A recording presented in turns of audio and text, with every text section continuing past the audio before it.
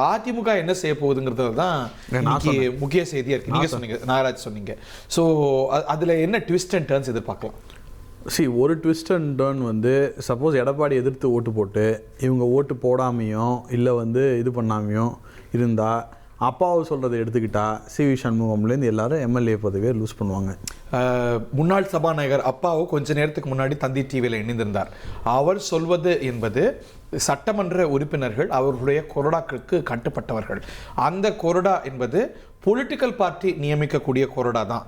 So Edappadi பழனிசாமியோடைய நிலைப்பாட்டுக்கு சம்மதம் தெரிவிக்க கடமைப்பட்டவர்கள். இல்லை என்றால் இவங்க மீது கட்சி தாவல் தடை சட்டம் பாயும் அப்படின்னு உச்சநீதிமன்ற தீர்ப்பை, குறிப்பாக மகாராஷ்டிர சட்டமன்ற நடவடிக்கைகள் தொடர்பாக உச்சநீதிமன்ற விவகாரமாகி அது கொடுத்த தீர்ப்பின் அடிப்படையில் திரு அப்பாவு அவர்கள் குறிப்பிடுறாங்கிறத பார்க்குறோம்.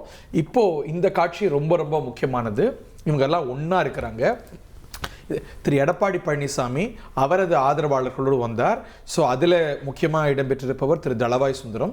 இன்னைக்கு திரு எடப்பாடி பழனிசாமி அவர்களுடைய நிலைப்பாட்டுக்கு முரணான நிலைப்பாடு எடுத்திருக்கக்கூடிய இந்த குழுவில் சட்டமன்ற உறுப்பினர்கள் கூடி எல்லாம் ஒன்றா போக விரும்புகிறாங்க.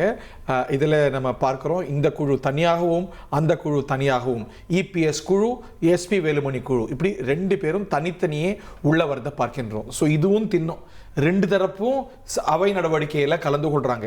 ஏதாவது ஒரு குழு அவை நடவடிக்கையை அப்ஸ்டெயின் பண்ணுறதுக்கான வாய்ப்பு சூழல்லாம் கூட பார்க்கப்பட்டது. அதிமுகவுடைய 2 பிரிவும் சட்டமன்ற பிரிவும் அவை நடவடிக்கையில் கலந்து கொள்கிறாங்க. எந்த பக்கம் எண்ணிக்கை அதிகமாக இருக்கிறது? காட்சிகள் வாயிலாக பார்த்தா சிவிஎஸ் குழுக்கு, எஸ்பி வேலுமணி குழுக்கு அதிகமாக இருக்கிறது.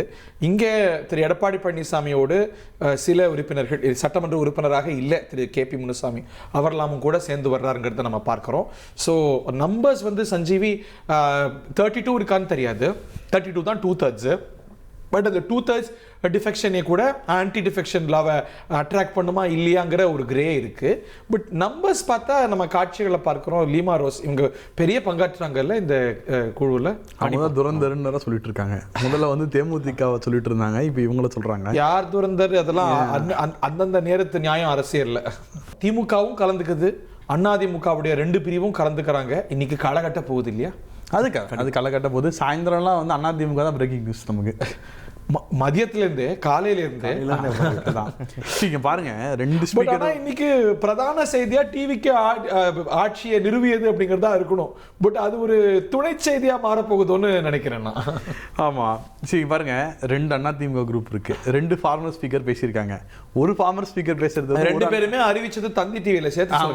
தந்தி டிவியில கஷ்டப்பட்டு தந்தி டிவி போன்ல பிடிச்சிட்டாங்க. ஏன்னா தனபாலன்லாம் அவ்வளவு சீக்கிரம் போன்ல வரவே மாட்டாரு.